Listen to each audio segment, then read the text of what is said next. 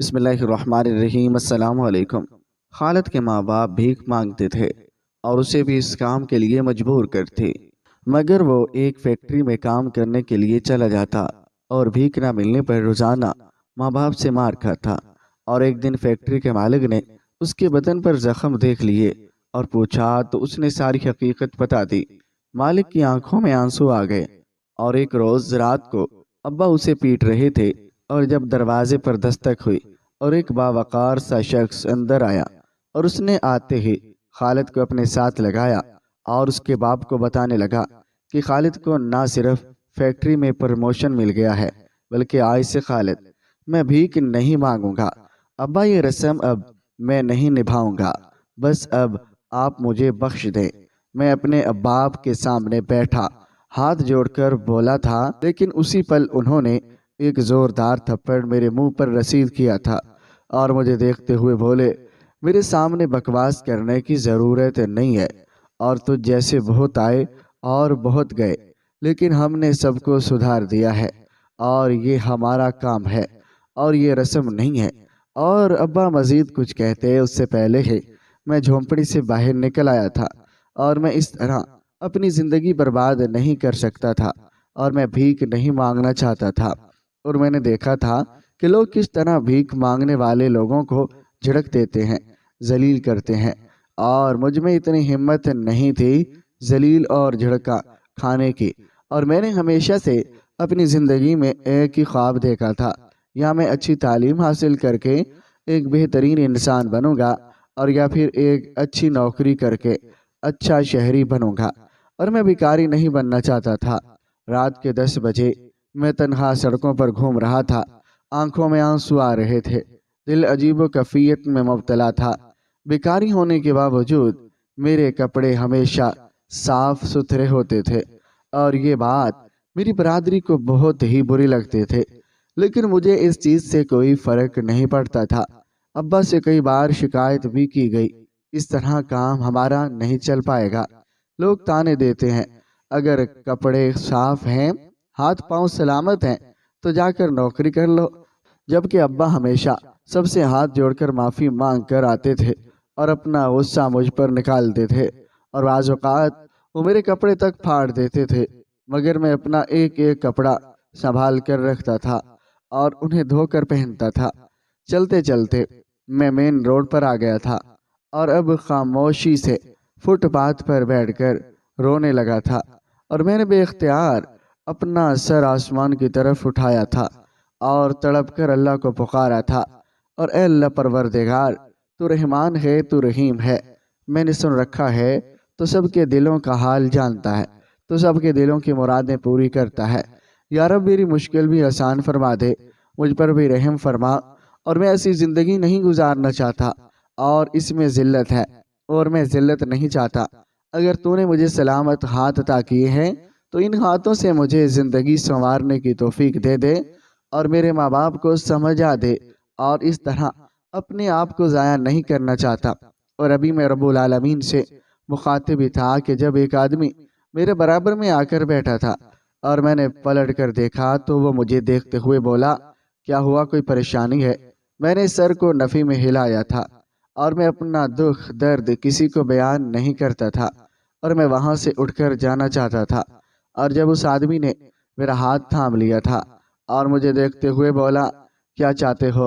اتنی پریشانی ہے تو مسجد جاؤ، یہاں بیٹھ کر اللہ سے باتیں کیوں کرتے ہو؟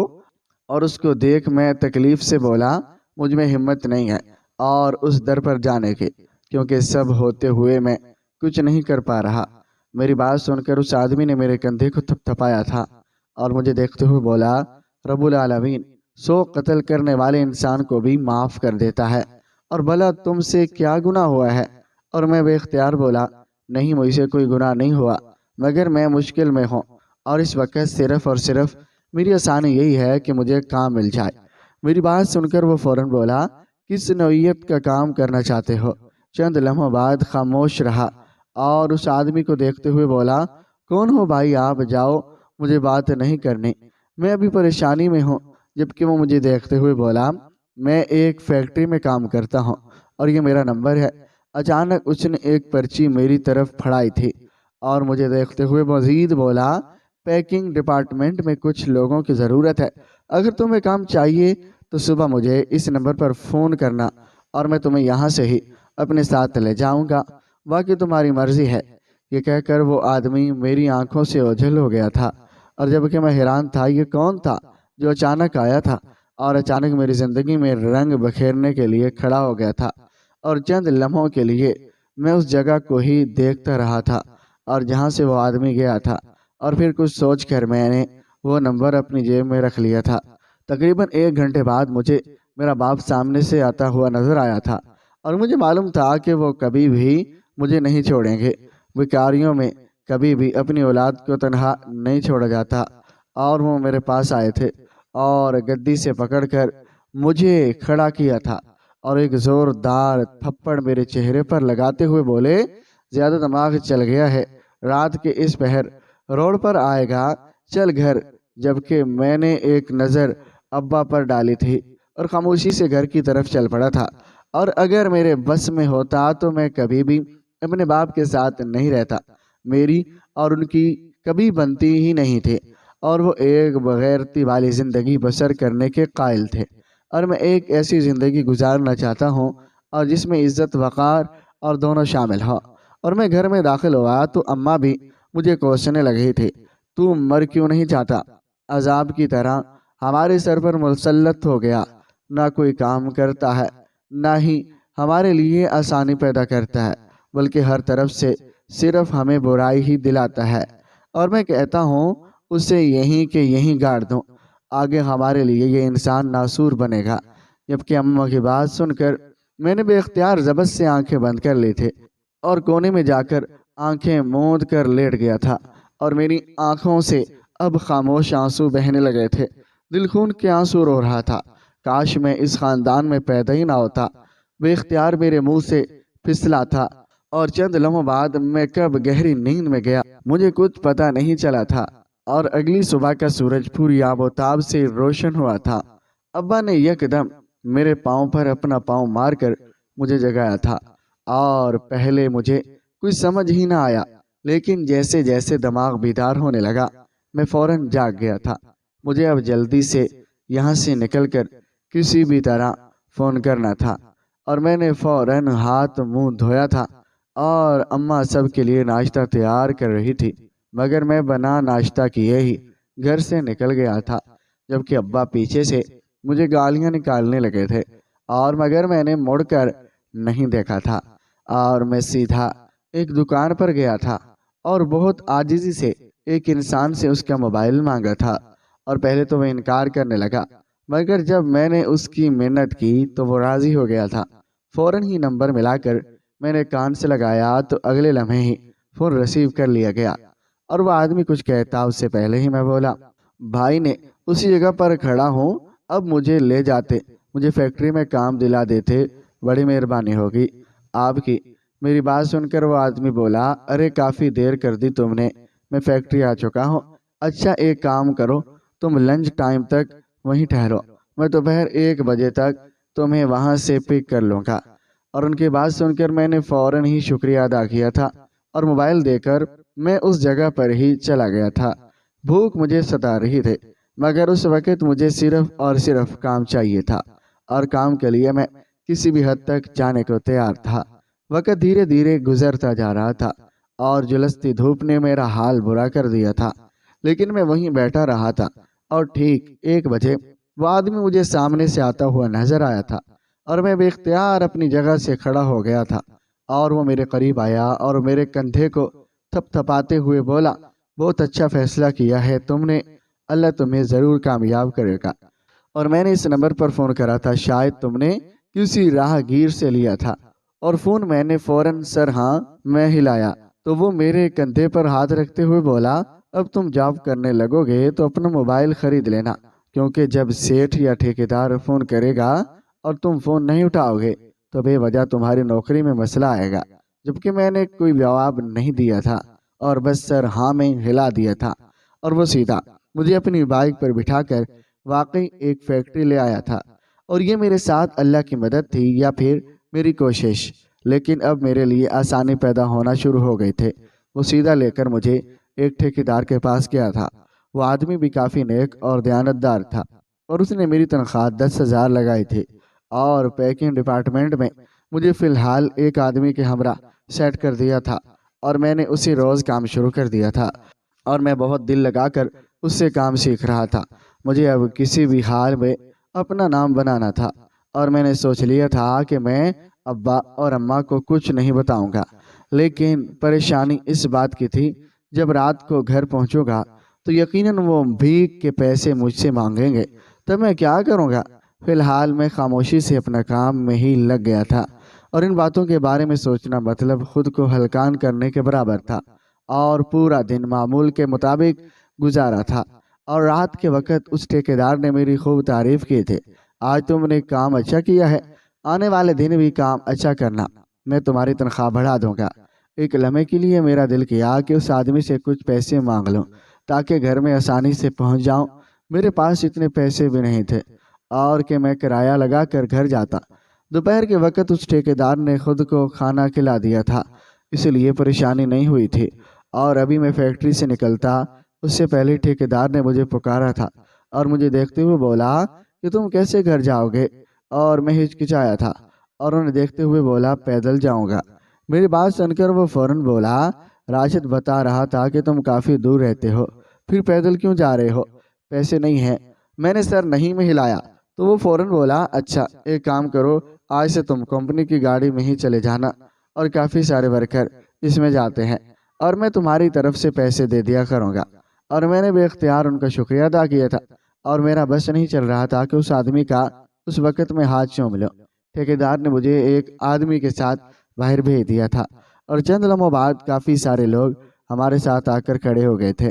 تھوڑی دیر مزید گزری تھی اور ایک بڑی بس آ گئی تھے، اور جب میں دھیرے دھیرے سب بیٹھنا شروع ہو گئے تھے، اور میں بھی خاموشی سے کونے والی سیٹ پر جا کر بیٹھ گیا تھا، اور ایک لمبی مسافت طے کر کے میں اپنے علاقے میں آ گیا تھا۔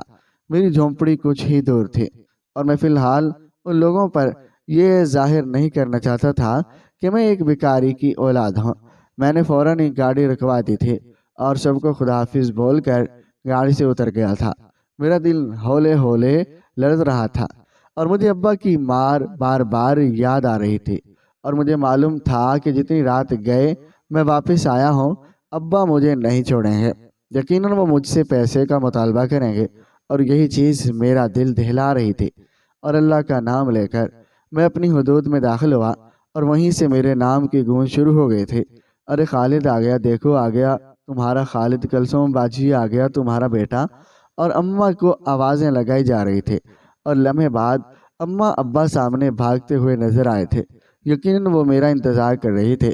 پورا دن ہم لوگوں کی ایک دو بار ٹکراؤ ہو جاتا تھا، اور دوپہر کے وقت بھی ہم سب ایک ساتھ بیٹھ کر کھانا کھاتے تھے، لیکن آج پورا دن ہی میں غائب رہا تھا۔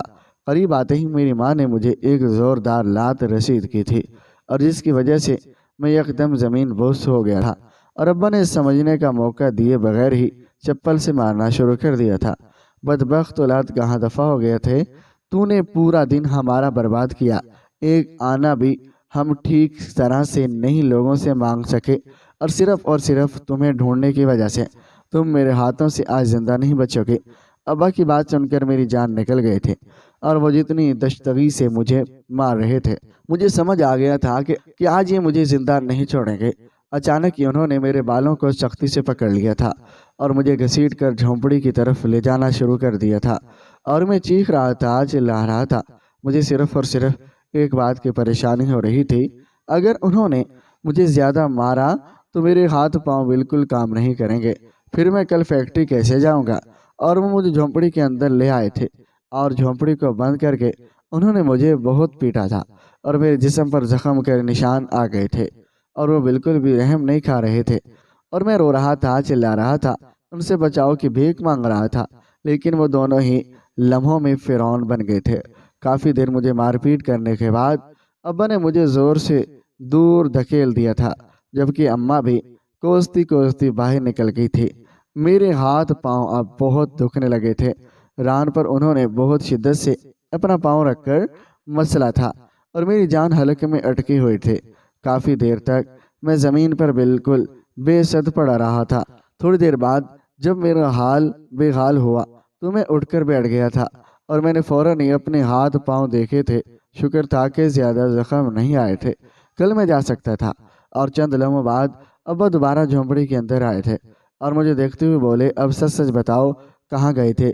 اور ان کی بات سن کر ہاتھ پاؤں کپ کپانا شروع ہو گئے تھے اور ان کا ہر انداز ہی مجھے خوف میں مبتلا کر رہا تھا۔ اور میں کچھ کہتا اس سے پہلے ہی وہ مزید بولے، اگر تم نے جھوٹ اپنے منہ سے نکالا تو میں تمہیں زندہ نہیں چھوڑوں گا، سچ سچ بتاؤ کہاں پر گئے تھے؟ اور میں نے گہری سانس لی تھی اور ان کو دیکھتے ہوئے بولا، آپ سب سے دور چلا گیا تھا۔ میرا ارادہ واپس آنے کا نہیں تھا، لیکن پھر اب دونوں کی خیریت دریافت کرنے کے لیے لوٹ آیا اور مجھے مارنا مت، میں اب نہیں جاؤں گا۔ میری بات سن کر ابا نے مجھے خوب گالیاں نکالی تھی اور لان تان کر کے ایک بار پھر باہر چلے گئے تھے۔ پوری رات میں درد میں تڑپتا رہا تھا اور اگلی صبح کا سورج جیسے ہی بیدار ہوا اور میں نے فوراً اپنا منہ دھویا اور اماں ابا کے جاگنے سے پہلے ہی میں فوراً فیکٹری کی طرف بھاگ گیا تھا۔ اور مجھے صرف ایک پریشانی تھی، خدا نہ خواستہ اگر ان لوگوں کو پتہ چل گیا میں نے کام لگا لیا ہے تو یہ واقعی مجھے زندہ نہیں چھوڑیں گے۔ اور ان کے خاندان کی میں پہلی رسم توڑ رہا تھا اور میں پہلی بار بغاوت کر رہا تھا اور مجھے معلوم تھا کہ یہ بغاوت مجھ پر بہت بھاری پڑے گی، مگر کہتے ہیں نا جن کے دل صاف ہوں ان پر اللہ کی رحمت نازل ہو جاتی ہے۔ اور میں بھاگتے ہوئے فیکٹری میں پہنچا تھا۔ میرے پاؤں بہت تکلیف کر رہے تھے لیکن میں نے ہمت نہیں ہاری تھی اور میں کافی صبح فیکٹری آ گیا تھا، اسی لیے میں دروازے پر بیٹھ رہا تھا کہ وقت دھیرے دھیرے گزرتا جا رہا تھا۔ تھوڑی دیر بعد گارڈ آیا تھا اور دروازہ کھولا تھا اور پھر میں خاموشی سے اندر چلا گیا تھا۔ تقریباً 1 گھنٹے بعد ورکر آنا شروع ہو گئے تھے اور اب مشینیں چالو کی جا چکی تھی۔ میرا ٹھیکیدار اور جس انسان کے ساتھ میں کام کر رہا تھا وہ بھی آ چکا تھا۔ ٹھیکیدار نے مجھے کافی شاباشی دی تھی، تم وقت کے کافی پاسدار ہو، اور گارڈ بتا رہا تھا کہ تم اس سے بھی پہلے آ گئے تھے، جبکہ بھلا میں اسے کیا بتاتا کہ میں کیا ہی پریشانی ہے جس کی وجہ سے میں صبح صبح یہاں پر پہنچا ہوں۔ وقت دھیرے دھیرے گزرتا جا رہا تھا، پورا دن معمول کے مطابق گزارا تھا۔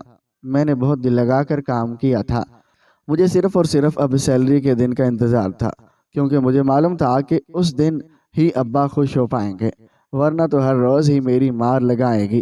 اور میرے سوچنے کے بالکل ٹھیک مطابق رات جب میں گھر پہنچا تو انہوں نے سب کے درمیان مجھے خوب مارا تھا اور اگلے دن بھی میرے ساتھ کچھ ایسا ہی ہوا تھا۔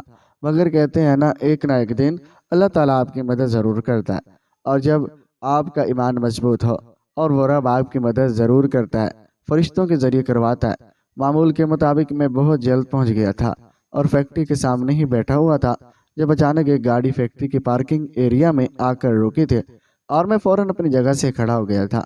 اور ایک دن ورکر نے مجھے بتایا تھا کہ یہ گاڑی فیکٹری کے مالک کی ہے، اور وہ آدمی گاڑی سے اترا تھا اور سیدھا فیکٹری کی طرف بڑھا تھا، لیکن مجھے وہاں کھڑا دیکھ کر وہ اچانک میری طرف مڑ گیا تھا اور قدم بہ قدم چلتا ہوا میرے پاس آیا تھا اور مجھے دیکھتے ہوئے بولا، تم کون ہو؟ لمحے بھر کے لیے میرا دل کپ کپایا تھا اور میں گڑبڑاتے ہوئے بولا، آپ کی کمپنی میں کام کرتا ہوں۔ میری بات سن کر وہ فوراً بولا، اس ڈپارٹمنٹ میں ہو؟ اور لمحے بھر کے لیے مجھے نہ جانے کیوں ڈر لگنے لگا تھا کہ مجھ سے کوئی غلطی تو نہیں ہوگی، مگر پھر بھی میں خود کو سنبھال کر بولا، پیکنگ ڈپارٹمنٹ میں ہوں۔ اور وہ میرے سر کو بالوں کو سلاتے ہوئے وہاں سے چلا جاتا، مگر میں نہیں جانتا تھا کہ یہ تو آغاز ہے۔ پورا دن معمول کے مطابق طے ہو گیا تھا، مگر چھٹی کے وقت اچانک میرے ٹھیکیدار میرے پاس آیا تھا اور مجھے دیکھتے ہوئے بولا، تمہیں سیٹ آفس میں بلا رہا ہے۔ اور ان کی بات سن کر میرے ہاتھ پاؤں کپ کپانے لگے تھے اور نہ جانے کیوں مجھے ایسی چیزوں سے ڈر ہی لگتا تھا، اور میں نے پوچھا بھی مگر انہوں نے کوئی جواب نہیں دیا۔ اور میں سیٹ کے آفس میں داخل ہوا اور وہ مجھے ایک لفافہ بڑھاتے ہوئے بولے، آج صبح جب میں نے تمہیں فیکٹری کے باہر دیکھا تو میں نے تمہارے بارے میں پوچھا، تم تو ہر روز اتنی ہی جلدی آتے ہو، بہت ہی محنتی ہو، یہ میری طرف سے تمہارے لیے تحفہ ہے۔ میں نے مسکراتے ہوئے ان سے لفافہ لینا چاہا تھا جب اچانک انہوں نے میرا ہاتھ تھام لیا اور میری آستینیں اوپر کرتے ہوئے بولے، یہ زخم کیسا ہے؟ میرا دل ایک لمحے کے لیے تھم سا گیا تھا اور آنکھوں میں نمی آئی تھی اور میں فوراً ان سے ہاتھ کھینچ چکا تھا، مگر وہ اپنی جگہ سے کھڑے ہو کر میرے پاس آ گئے تھے۔ نہ جانے کیوں میں خود کو روک نہیں پایا تھا، اور میں یہاں پر 20 دن سے کام کر رہا تھا، لیکن میں نے کسی کو پتہ تک چلنے نہیں دیا تھا کہ میں کس کی اولاد ہوں۔ میں نے اس آدمی کو اپنی آپ بیتی سنا دی تھی، اور انہوں نے میرے بالوں میں ہاتھ پھیرا تھا اور مجھے جانے کا اشارہ کر دیا تھا، اور میں دل ٹوٹ گیا تھا۔ وہ لفافہ بھی مجھے نہیں ملا تھا، اور میں باہر آیا تو گاڑی تیار تھے اور میں اس میں سوار ہو گیا تھا۔ روزمرہ کی طرح میں جب گھر پہنچا تو ابا نے فوراً مجھے بالوں سے پکڑ کر مارنا شروع کر دیا تھا، لیکن اس بار قدرت میرے ساتھ تھی۔ اچانک گھر کا دروازہ زور سے بجنے لگا تھا اور ہم سب پریشان ہوئے، بھلا اس وقت جھونپڑے میں کون آیا ہے؟ اور اماں نے جھونپڑے کا دروازہ کھولا تو سامنے میرا سیٹ کھڑا ہوا تھا، اور ابا یکدم پیچھے ہو گئے تھے، اور اس کی شخصیت بہت ہی نرالی تھی، اور انہیں دیکھ کر ہر شخص ادب سے اپنا سر جھکا سکتا تھا۔ اور وہ اندر آئے تھے اور ابا کو دیکھتے ہوئے بولے، تمہیں معلوم ہے ایک معصوم بچے کو مارنے کی سزا کتنی ہے؟ اور جبکہ ابا سہم گئے تھے اور انہوں نے مجھے اچانک اپنے سینے سے لگا لیا تھا، اور میرے باپ کو دیکھتے ہوئے بولے کہ شرم آنی چاہیے تمہیں، ہاتھ پاؤں سلامت ہیں، بیٹا ایک اچھی ذہنیت کا ہے، اور اس کے باوجود تم اسے بھی بھیک مانگنے پر مجبور کرتے ہو۔ خدا نے تمہیں اس لیے دنیا میں بھیجا ہے کہ ہر شخص کو اللہ نے کسی نہ کسی کام کے لیے بھیجا ہے، اور تم اس کو خدمت کر دینے کے بجائے بھیک مانگنے کے لیے دنیا میں رکھنا چاہتے ہو۔ اور ابا اس آدمی کی بات سن کر فوراً بولے، صاحب یہ ہمارا کام ہے، اور یہ کام ہمارے باپ دادا کرتے آ رہے ہیں، اور یہ کیوں نہیں کرے گا؟ صرف یہی ہمارے خاندان میں بغاوت کر رہا ہے۔ جبکہ ابا اس آدمی کو دیکھتے ہوئے بولے، اگر تم نے اب دوبارہ اس کی طرف آنکھ اٹھا کر بھی دیکھا تو میں تمہیں پولیس کے حوالے کر دوں گا۔ اور اس نے میری کمپنی میں کام کر کے اپنا ایک نام بنا لیا ہے، اور اس کا میں نے پروموشن کر دیا ہے، یعنی کہ اس کی ترقی ہو گئی ہے۔ اب یہ میرے ساتھ رہا کرے گا، میرا رائٹ ہینڈ بن کر، اور تم اگر اس کی طرف اب نظر اٹھا کر بھی دیکھو گے تو میں تمہاری آنکھیں نکال لوں گا۔ اب یہ میرے ساتھ میرے ہی گھر پر رہے گا، اور تمہیں ہر مہینہ پیسہ مل جائے گا۔ سمجھ آئی تمہیں؟ اور جبکہ میرے باپ نے اس آدمی کے آگے ہاتھ جوڑ دیے تھے کہ میں بے یقین نگاہوں سے اپنے سیٹ کو دیکھ رہا تھا، اور وہ مجھے لیے باہر آ گئے تھے، اور باہر ایک بڑی سی گاڑی کھڑی ہوئی تھی، اور جس میں انہوں نے مجھے بٹھایا تھا اور سیدھا اپنے بنگلے میں لے گئے تھے۔ راستے میں انہوں نے مجھے حوصلہ دیا تھا، اور ہمت نہ ہارو، تم نے ایک بہت بڑا کام کیا ہے، اور کب تک ایک ہی چیز کو آگے بڑھاتے رہو گے، اور ہر کام نسل در نسل چلے گا، اور یہ ممکن نہیں۔ تم نے یہ بغاوت بہت اچھی کی ہے، اور خدا تعالی تمہیں ترقی ضرور دے گا، اور آج تو میرے برابر آئے ہو، کل مجھ سے آگے بھی نکل سکتے ہو، اور بس ہمت نہیں ہارنا۔ اور پھر اس آدمی نے وہی کیا تھا جو اس نے کہا تھا، اور اس نے مجھے واقعی اپنا رائٹ ہینڈ بنا لیا تھا، اور میں اس کا ہر چھوٹا موٹا کام دیکھا کرتا تھا، جس کی بدولت مجھے مہینے کا 50,000 ملتا تھا۔ اور ابا اماں تو میری کمائی دیکھ کر ہی پاگل ہو گئی تھے، اور ان لوگوں نے ہی بھیک مانگنا چھوڑ دیا تھا، اور ابا بھی میری فیکٹری میں ہی لگ گئے تھے۔ اور بے شک محنت میں عظمت ہے، ابا کو بھی میری بدولت اچھی تنخواہ پر رکھا گیا تھا، اور اماں تھی کام کرنا چاہتی تھی کیونکہ ان سے فارغ نہیں بیٹھا جا رہا تھا، اسی لیے انہیں بھی میں نے پیکنگ ڈپارٹمنٹ میں ہی لگوا دیا تھا۔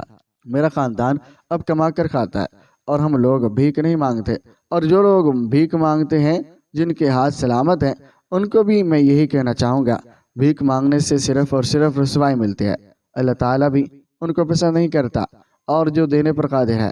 اور میں نے اپنی پوری زندگی میں صرف ایک سبق سیکھا ہے، ہر چیز نسل در نسل چلانا کوئی ٹھیک عمل نہیں ہے، اصل عمل یہی ہے کہ محنت کرو اور اپنے بل بوتے پر کھاؤ اور کماؤ۔ ناظرین، آپ کو آج کی ہماری کہانی کیسی لگی کمنٹ باکس میں اپنی قیمتی رائے کا اظہار ضرور کیجیے گا، اور اگر آپ کو ہماری ویڈیو پسند آئی ہے تو ویڈیو کو لائک اور چینل کو سبسکرائب ضرور کریں۔ شکریہ، اللہ حافظ۔